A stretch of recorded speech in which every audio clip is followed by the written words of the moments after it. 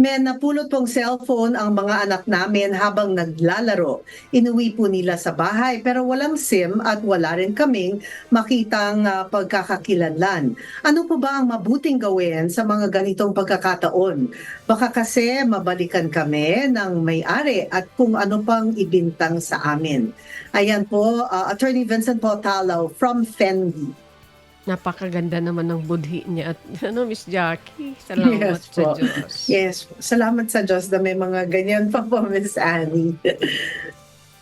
Miss Yes, Jackie, Attorney Vincent. Miss Jackie, ang tanong niya kung ano Yes. yung mabuting gawin, siguro dapat nilabas po niya yung cellphone para may announce dito sa programa natin.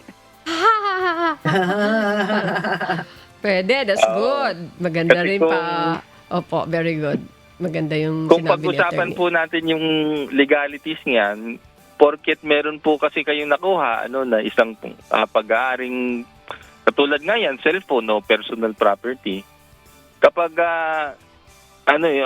sabi nila finders keepers pero hindi ganun yung batas.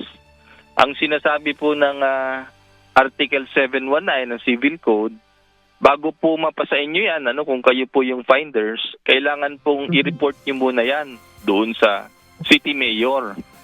Sinasabi yan doon sa Article 719. City mayor or municipality mayor. Bakit nyo i-report? Kasi po, kailangan munang i-announce niya in public for 2 consecutive weeks.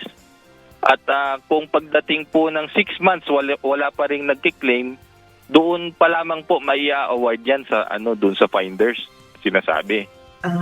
Ibig sabihin, dumaan po ng legal na proseso bago po mapunta doon sa finders yung natagpuan niyang bagay.